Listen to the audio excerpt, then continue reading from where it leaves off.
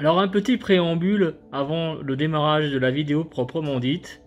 Je peux me cacher, croyez-le bien, parce que tout simplement j'ai oublié dans la vidéo que j'ai enregistrée de vous dire bonjour.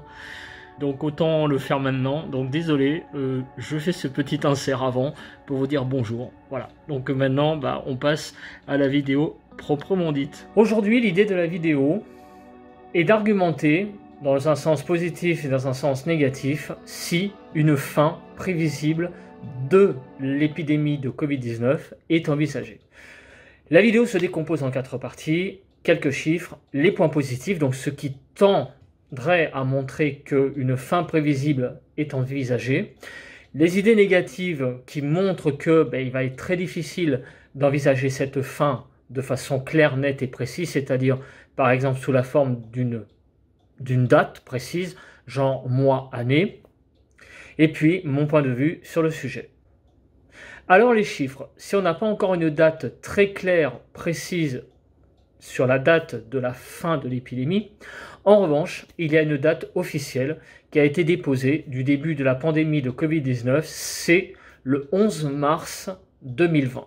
Cette date du 11 mars 2020 est évidemment une date, on va dire, entre guillemets, théorique, parce que l'on sait très bien que l'épidémie a commencé avant, en particulier en Chine.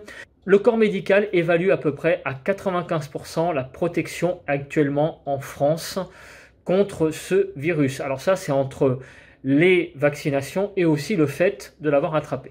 Donc il reste 5% de la population qui, je vais dire, soit n'a pas attrapé le Covid, soit n'est pas vacciné. Alors un chiffre qui a été avancé par l'OMS, c'est que l'année de la fin de la pandémie en tant que telle qu'on l'a connue, serait 2022, fin 2022. Mais comme vous le voyez, c'est pour l'instant une date vraiment très théorique et pas très claire. C'est pour le moment, on va dire, plus une estimation qu'autre chose. Passons à présent aux idées positives concernant une date de fin théorique de l'épidémie de Covid-19, c'est-à-dire des arguments qui tenterait à montrer qu'on pourrait prévoir cette fin. Alors tout d'abord, la question en préliminaire, on va dire, que tout le monde se pose, c'est que est-ce qu'on va arriver déjà à une fin? Parce que avant déjà de prévoir une date, il y a encore un an, on se posait même pas la question de la date, on se posait la question tout simplement si un jour il y aurait une fin.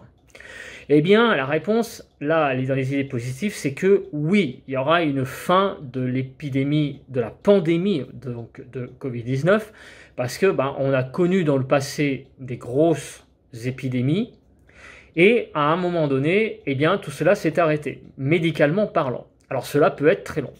Alors le premier exemple, c'est la peste. La peste, il faut savoir que c'est quelque chose qui a sillonné le monde entier pendant des siècles et des siècles et des siècles. Il faut savoir que la France a connu des épidémies de peste très violentes entre surtout 1348 et 1720. Alors il y en a eu avant, évidemment, mais il y en a eu aussi quelques-unes après, mais moins virulentes. Mais vraiment le gros du gros du gros, ça a été pendant, tenez-vous bien quand même, pratiquement 400 ans. Alors qu'est-ce qui s'est passé avec cette épidémie de peste? L'agent contaminant de la peste est arrivé sur des organismes qui n'avaient pas du tout de défense immunitaire face à cet agent contaminant. Et puis petit à petit, des gens sont tombés malades, des gens sont morts, des gens se sont fait contaminer, sont peut-être pas tous morts, mais en gros, pour le peu qui ont été contaminés et qui ne sont pas morts, il y a eu une résistance qui s'est créée. Et donc petit à petit, quand l'épidémie est confrontée à des agents résistants, donc les humains, il y a une espèce de valse. C'est-à-dire qu'en gros, petit à petit, mécaniquement, l'immunité dans le corps augmente en pourcentage. Donc avec la peste, ça a duré très longtemps. Donc ça a commencé vraiment à zéro, l'immunité, puis c'est monté petit à petit durant tout ce temps. Mais à l'époque, il n'y avait pas malheureusement de médicaments aussi efficaces que l'on peut avoir aujourd'hui. Donc à l'époque, les gens tout simplement attrapaient la peste, certains mouraient malheureusement, certains avaient des symptômes très violents, certains s'en sortaient. Et donc finalement, petit à petit, au fil du temps, la peste a réussi finalement à être domptée par l'espèce humaine. Donc ça a duré à peu près 400 ans. Mais il ne faut pas croire que la peste a disparu. Donc oui, la peste ne provoque plus des pandémies comme avant, donc il y a une fin évidemment à des agents contaminants qui provoquent des pandémies, mais ça se transforme.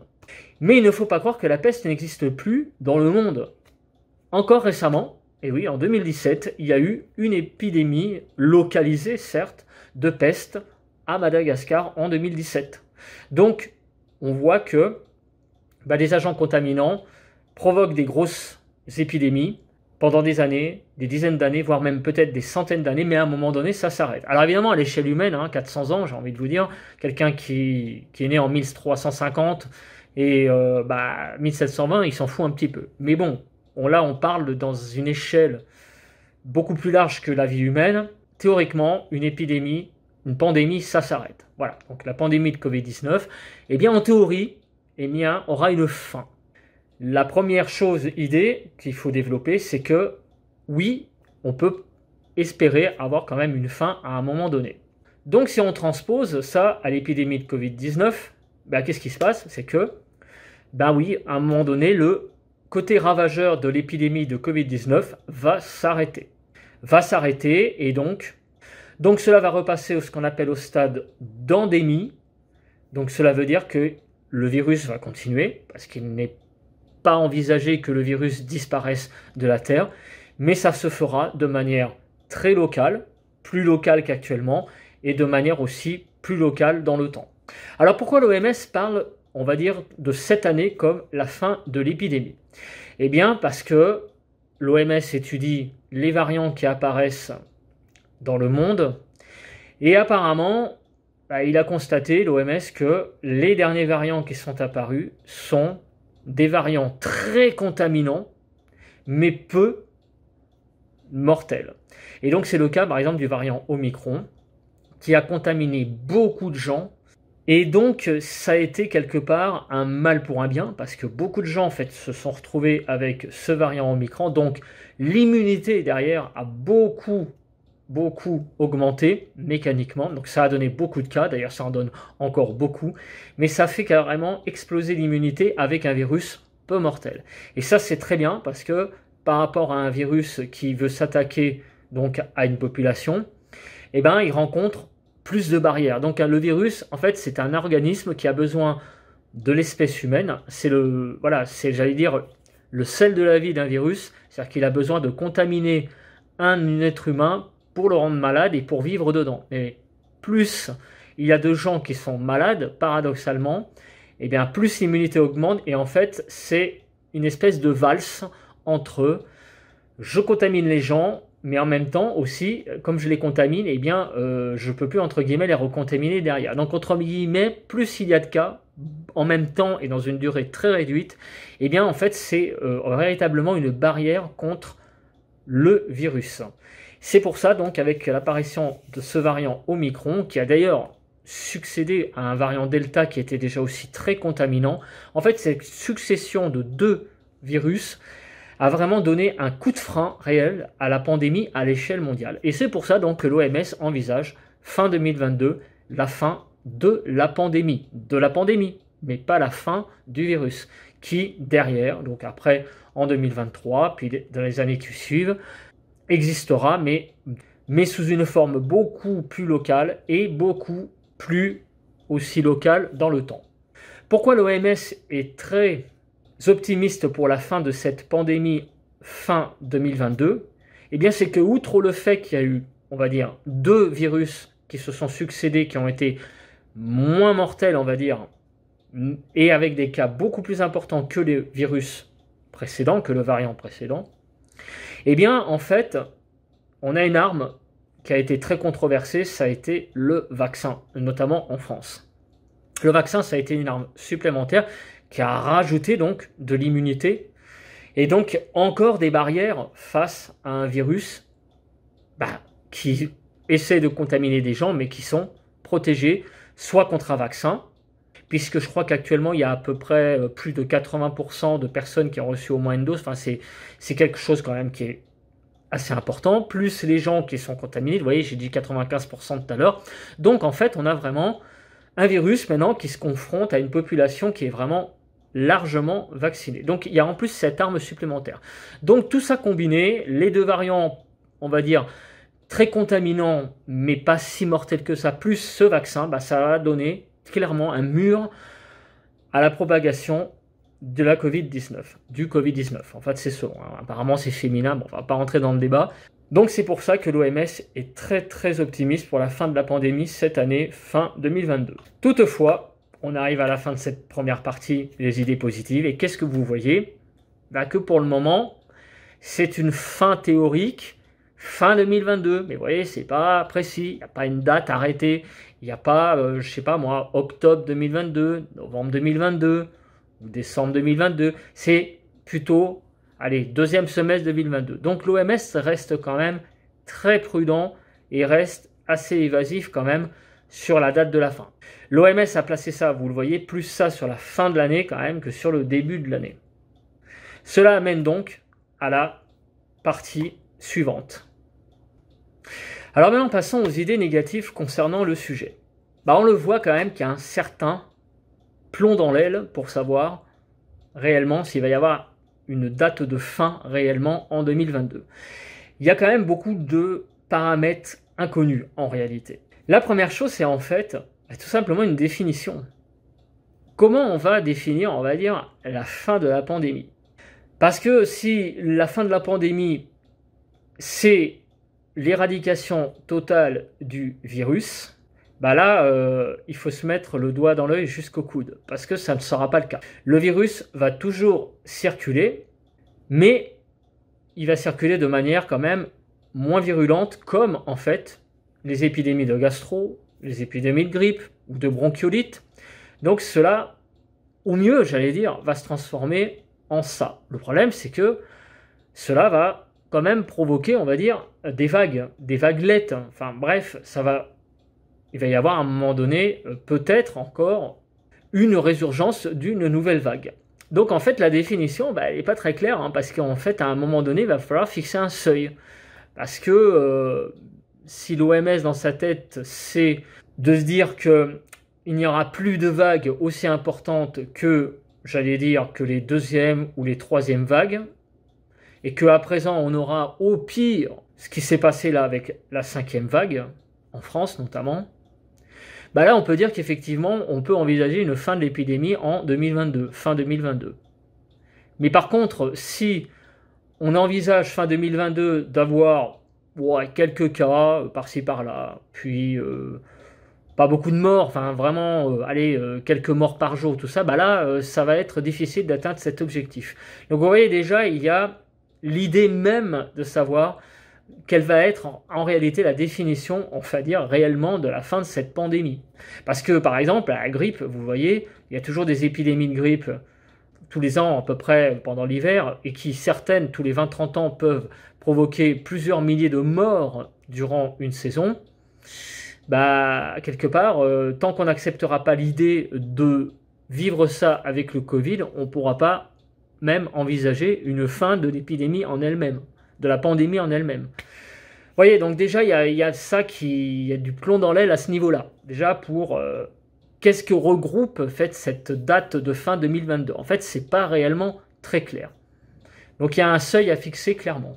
Alors, il y a un truc aussi, quelque chose qui n'est pas réellement dans les chiffres, mais c'est en fait l'acceptabilité du Covid. Mais qu'est-ce que l'on voit actuellement? Eh bien, on voit que en fait, il y a eu une bascule à un moment donné, on va dire, début février. C'est que depuis début février, le Covid, on n'en parle plus beaucoup dans les médias, ou moins qu'avant. Pareil, les politiques n'en parlent plus non plus tellement beaucoup.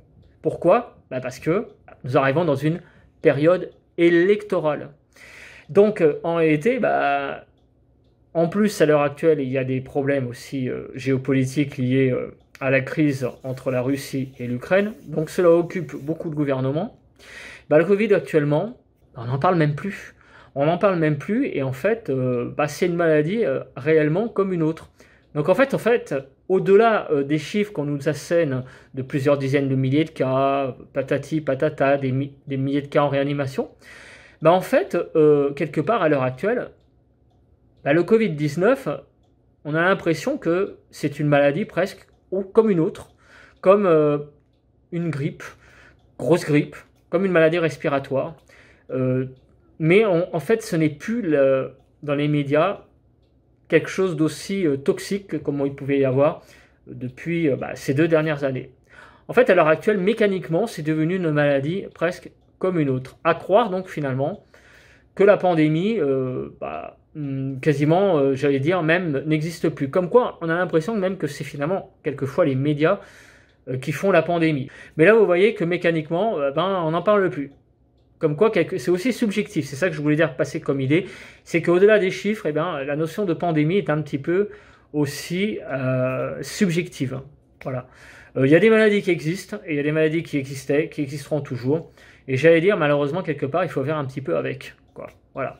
Alors, si on se recentre un peu plus sur le sujet, au niveau des idées négatives, c'est que, les pandémies, en fait, c'est quelque chose qui, à un moment donné, s'arrête, mais peut revenir à tout moment. Alors déjà, peut revenir à tout moment. Pourquoi? Eh bien, parce que, on a quelques exemples avec notamment la grippe. La grippe est revenue plusieurs fois dans le XXe siècle. Donc, il y a eu des épidémies de grosse grippe espagnole en 1820, puis ça s'est arrêté, puis c'est revenu dans les années 60. D'ailleurs, dans les années 60, la grippe de 1968, on n'en a pas beaucoup parlé, et pourtant ça a été une épidémie qui a été très très importante. Comme quoi, à l'époque, peut-être déjà que on acceptait cette maladie plus peut-être qu'avant. Voilà. Et puis aussi, il y a eu un progrès de la médecine entre-temps, puisque les antibiotiques ont été développés. Donc vous voyez, comme quoi le progrès médical joue aussi un rôle important.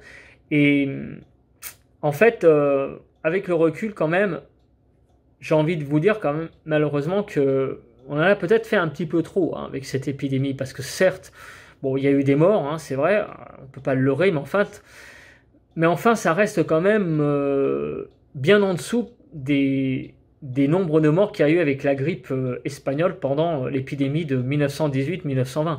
Voilà, l'épidémie de Covid-19 en France a fait, je crois, quelque chose comme 50 000 ou 60 000 morts sur 2 ans, mais j'ai envie de vous dire que il y a beaucoup de maladies à l'heure actuelle qui font beaucoup plus de morts, donc notamment les cancers.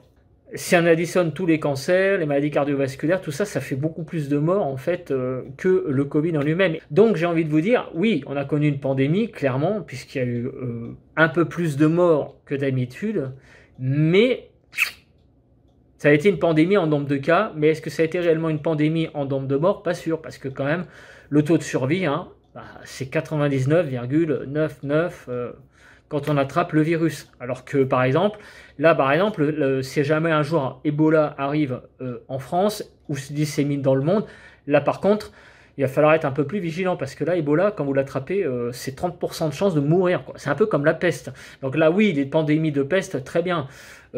Très bien, c'est une façon de parler. Quand je dis très bien, c'est la définition. Mais par contre, pandémie de Covid pour quelque chose qui a donné 99% de taux de survie, voilà. Donc la notion peut-être de pandémie au niveau du Covid, dès le début, a peut-être été mal choisie. La définition, elle est calée, mais je veux dire, il y a un degré dans les pandémies. Voilà.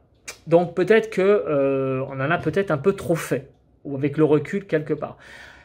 Seulement, nous sommes en 2020 et on n'accepte peut-être pas autant qu'avant, quelque part, la fatalité qu'une maladie arrive et se dissémine dans la population et font un peu plus de morts que d'habitude. Donc, j'en ai un petit peu parlé dans la vidéo, c'est à la fin de la pandémie, il va falloir en fait placer des curseurs, placer une définition claire et précise. Et si vous regardez depuis le début, le nombre de cas, on ne peut plus en tenir compte, parce que vous voyez que le nombre de cas de Covid, maintenant, même s'il y a 50 000, 100 000 cas par jour, on s'en fout. Alors qu'au début, 50, 100 000, c'était quelque chose d'important. Non, ce qui compte, en fait, il y a 2 curseurs, c'est le nombre de décès et le nombre de cas en réanimation. D'ailleurs, ça a été en général les 2 curseurs qui ont été regardés en premier pour appliquer derrière les mesures sanitaires en France. En fait, ça a été vraiment les 2 choses importantes. Donc, à un moment donné, pour déclarer, la fin de la pandémie, il va falloir en fait placer ces curseurs. C'est-à-dire, qu'est-ce qu'on va accepter en France, par exemple, pour le Covid-19? Par exemple, je ne sais pas, je donne un exemple, bah, si le nombre de cas en réanimation est en dessous de 1000 pour une durée de plusieurs mois et que le nombre de morts dépasse pas, je ne sais pas moi, 50 morts par jour liés à la Covid-19, eh bien, si ça dure également pendant des mois et que ça reste comme ça, la pandémie, si on passe l'hiver, je ne sais pas, 2022-2023, la pandémie est finie. Voilà. Mais ça, c'est à l'OMS de le dire. Voilà, je donne un exemple. Mais visiblement, il va falloir aussi être précis. Donc, jusqu'à présent, les seules réelles données, en fait, les seuls deux curseurs, j'allais dire, qui ont provoqué derrière des mesures et qui ont, on va dire, matérialisé la pandémie, on va dire en termes de mesures, le masque, bref, toutes ces mesures qui ont été établies, c'est vraiment ces deux curseurs. Donc il va falloir que l'OMS, à un moment donné, se penche réellement sur une définition de la fin de la pandémie. Parce que pour le moment, je ne dis pas que c'est un peu au doigt mouillé, mais il y a un petit peu de ça quand même. Voilà, c'est quelque chose, on va dire, quand je dis au doigt mouillé, j'exagère, mais on parle plus de médical là que de mathématiques.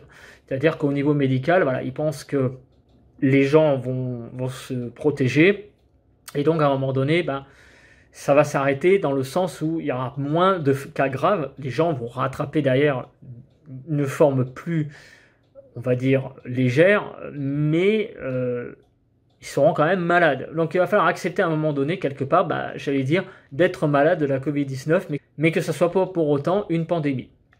Voilà, donc tout ça, c'est vrai, hein, c'est un peu plus compliqué de donner avec tous ces éléments-là une date de fin. Voilà, donc c'est pour ça que je place tout ça dans les idées négatives, parce qu'il y a beaucoup, en fait, de questions à se poser.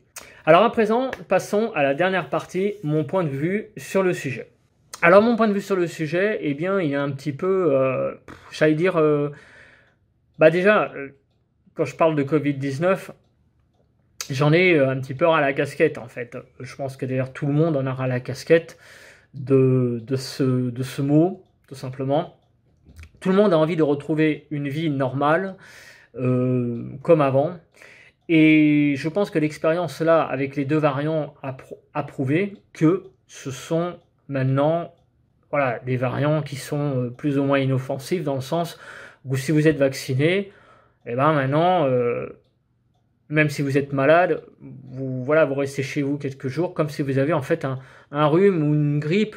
J'allais dire que la nature, et ça reprend un peu des sujets que j'ai déjà évoqués, la nature, de toute façon, je pense, c'est elle, réellement, c'est Dame Nature qui régit, en fait, ce qu'il y a sur la Terre. J'ai envie de vous dire que si un jour, il y a un virus qui arrive sur Terre dévastateur, on n'y pourra rien, réellement. En fait, on est en fait, tout ça, on est un peu désarmé, en fait, quelque part, d'avance. Voilà. Donc en fait, j'ai un côté un peu, en fait, quelque part, j'ai un peu un côté fataliste. Voilà, c'est un petit peu aussi mon point de vue. En fait, il faut être fataliste, mais il ne faut pas être con. Voilà, c'est-à-dire que quand on dispose d'éléments, comme voilà, il y a eu les vaccins, comme il y a les antibiotiques, je veux dire, à un moment donné, faut pas faire les cons, quoi. Il faut faire les choses factuellement, donc être fataliste, mais être factuel. Donc, c'est-à-dire quand on vous dit de vous laver les mains, lavez-vous les mains. Quand on vous dit qu'un vaccin existe et qu'il est j'allais dire fiable, relativement fiable, parce que l'expérience a prouvé qu'il n'était pas aussi fiable que cela en termes de pourcentage, mais enfin il protégeait quand même pas mal. Voilà, on vous donne la recommandation de vous vacciner, vaccinez-vous.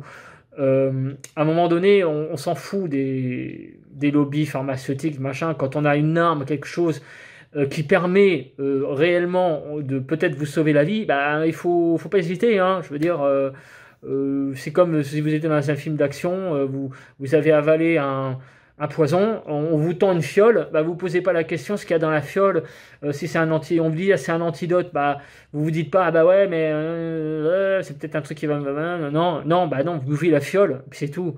Vous buvez la fiole, vous posez pas de questions. Donc c'est un peu ma conviction, il faut être fataliste mais il faut pas être con.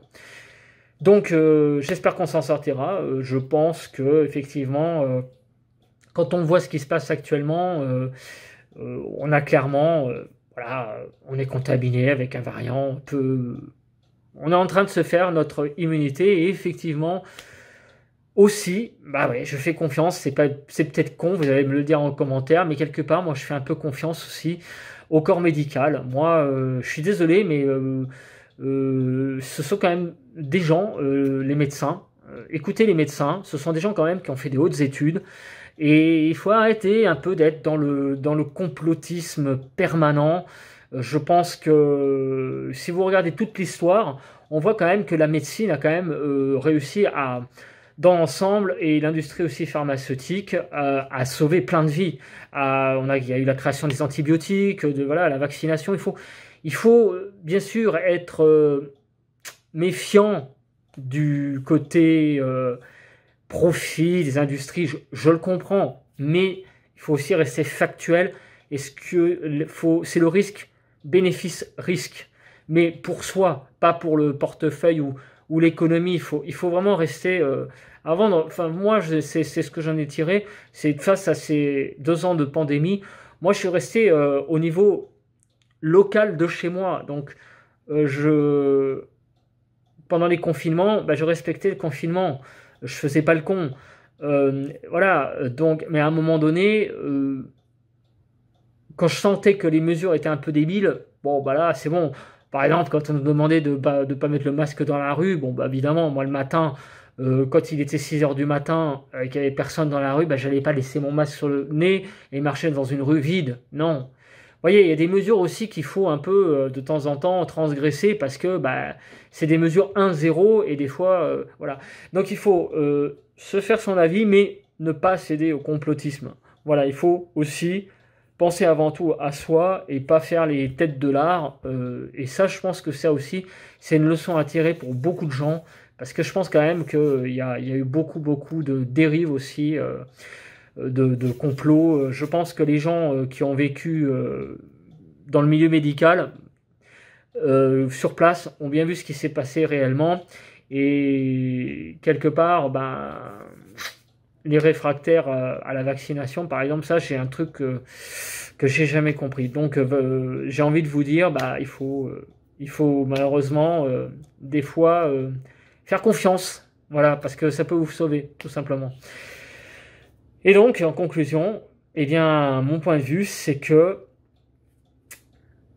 l'OMS, eh bien, fin 2022 annonce la fin de la pandémie. J'y crois. J'espère que cela va arriver. Mais à un moment donné, il va falloir que eux-mêmes, en conclusion, ils se décident à un moment donné aussi de décréter que ce Covid, c'est une maladie comme une autre et on l'aura avec nous pour très longtemps. Et c'est que comme ça, en fait, qu'on sortira de cette crise et que l'on revivra normalement. Voilà, c'est ça ma conclusion, en fait, au final. Bah écoutez, j'espère que cette vidéo vous a plu. On se retrouve donc pour un prochain sujet, une prochaine vidéo. N'oubliez pas de liker, c'est très important les likes, très important les commentaires. Très important de vous abonner à la chaîne, tout ça, c'est très bon pour la chaîne. Cela me fait plaisir, hein, c'est pas pour le fric que je fais ça, mais c'est vraiment un partage. Et plus c'est partagé, plus c'est vu, plus c'est liké, plus c'est commenté. D'ailleurs, commentez au maximum, hein, ça me fait vraiment plaisir ça. Bah écoutez, merci, et on se retrouve pour une prochaine vidéo. Bye bye à tous.